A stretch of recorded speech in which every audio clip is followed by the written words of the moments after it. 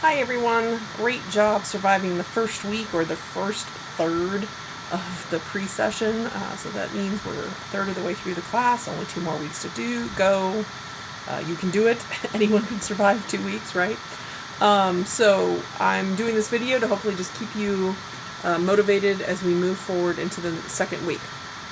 So first, I just want to acknowledge that yes, there are tech issues, and to try to explain why we have the tech issues.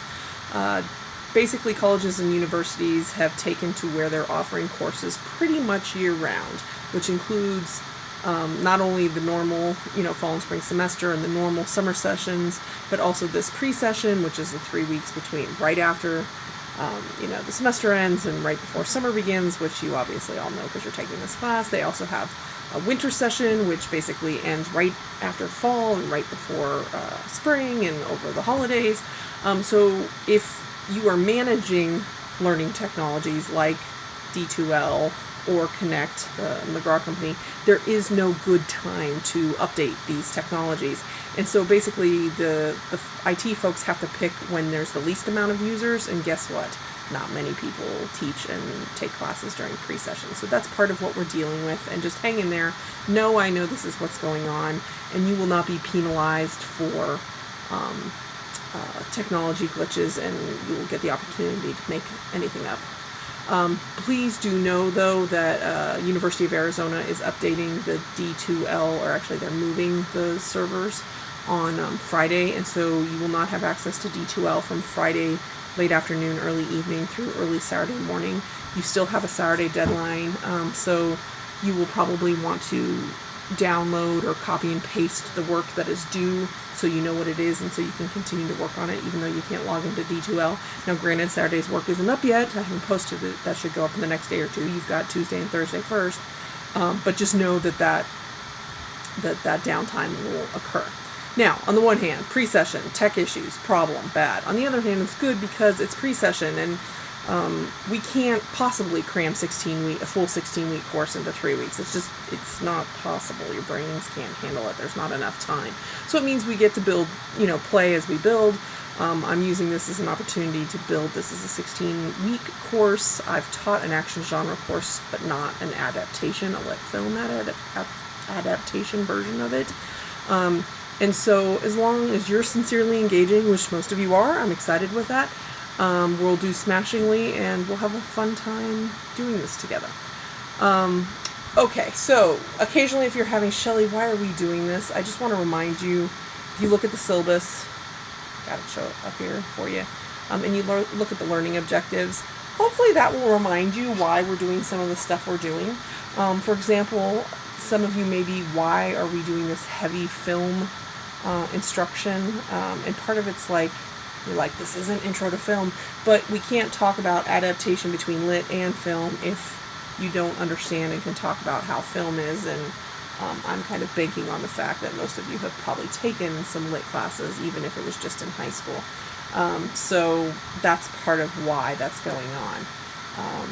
Now, what will be interesting, and I forgot to survey, so I may survey you before the end of the course, is to find out how many of you have taken an intro to film class before.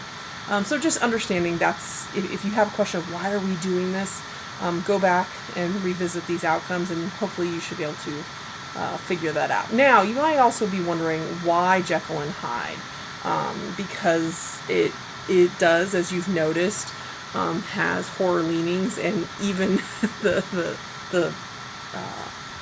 catchphrase here, a nightmare-inspired boogie tale. You're wondering if this is an action course, why are we doing Jekyll and Hyde? I adore Jekyll and Hyde for a variety of reasons. One, as an instructor of it, as you've hopefully noticed, it's a short text, which making sure that you all read it and then we have the time to watch multiple versions of it helps. But I love Jekyll and Hyde in terms of adaptation and action, is because Hyde is where all the action's at, and hopefully you've now noticed Hyde is not in the tail at all. We never, ever get a direct look at Hyde. Everything is layered through stories, through perspectives. But when we have films, Hyde's where the action's at. Hyde, the films, that's who we want to see. That's what we pay to see. No one would be satisfied if we had a true adaptation of Jekyll and Hyde where we never got to see Hyde, right? So it's kind of a fun story to think about in terms of adaptation to film. Also, though, as some of you have said, that the genres blend and they all overlap, and so yeah, I mean, Jekyll and Hyde has definitely got horror leanings depending on how it's shot, how it's framed. It could have film noir leanings. I'm a big fan of Blade Runner, and that's definitely science fiction, film noir, and action all overlapping.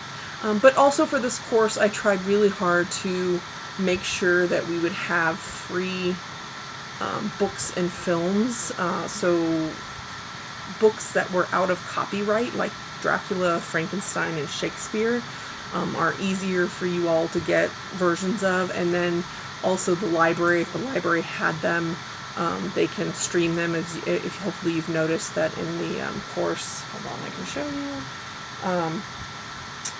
We go to content. There is now a film stream from the library, and we've got a few, including Richard III, Blade Runner, and Dracula. I've asked for a few more. I think we've got everything that that I could get and that people selected, but that's part of why those options as well. Okay, so I want to thank you for your feedback on how the course is going and the various technologies and all that, and I just want you to say I looked at it and listened, and so hopefully you noticed with due date 4 here, you still have the Learn Smart, and then you have the video interactive activities, so I just narrowed it to the video activities.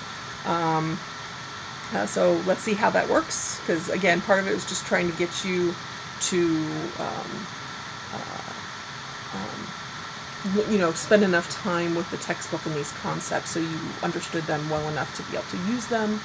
I do want to say, though, in terms of the Learn Smart, I do now know how to check how long you've actually been in it. I mean, sometimes these learning technologies are scary. They literally tell me how long you've been in it. And folks, I'm not going to give you full points for reading a chapter if you've been in it for under 10 minutes. So again, please just, do some reading, spend some time doing the reading, answer the Learn Smart practice questions. And as long as you like I said, sincerely engage that, I'll be fine. But that being the case, I do want to quickly go back into Connect, and I'm in student view again. I want to show you, a couple of you noticed, you said, well, I can't get back into the book because once I've done the Learn Smart. Over here on the left, under my name, it says ebook. If you click on the cover of the book, it will take you into the ebook, and you can now go back into any of the chapters as you see fit. So that will help you as you continue to work on the class, because I am asking you to use this content, and it looks like it also through here you can see what you've already done in terms of whether it's assigned. And notice down here on the left where it says recharge, the practice and the recharge are again those activities, and it's just meant, it's based on learning sciences, that it's meant that if you continue to repeat and revisit, you're more likely to learn the content. So one, that's how you can get back into, okay, that's how you can get back into the book. Also notice though, under the book it says Media Bank. If you click on Media Bank, it will take you into a listing of those video lessons. So if some of those video tutorials were really helpful and you want to revisit those, you can do that as well. Oh, there we go, go back. Okay, hopefully, if you haven't noticed already, but due date 4 and due date 5, so that's Tuesday and Thursday this week, are posted. If you have already looked at due date 4, please note that this morning I added one more activity. I'm sorry, 0, it's up here at the top, activity 0, and basically it's the syllabus contract form. So if you read the syllabus, you'll notice the last page, and I had forgot to ask for it earlier. So again, you have a last chance to go look at the syllabus, make some comments, but then please download and sign, and you're just typing in stuff and turn it into the Dropbox. Otherwise, oh, and then the other thing, so I lied. I did decide I'm going to have you use Hypothesis just a little bit more. So again, please, when you use Hypothesis, it's for this week, it's each deadline you're going to go read one of the blog pages of the textbook authors. So don't forget. So here you're in the page. I'm going to turn on Hypothesis. The important thing, and I think all of you are figuring this out now, make sure you're not in the public view when you're making comments over up here in the right hand corner. I'm changing it, but make sure you're in the English 300 group. Oops. Again, there we go. That you're in the English 300 when you make comments, so that's where we can see them. I think this is everything I wanted to babble about right now. Again, thank you for all your hard work. I look forward to seeing everything the rest of the week. Hang in there. As always, feel free to ask questions.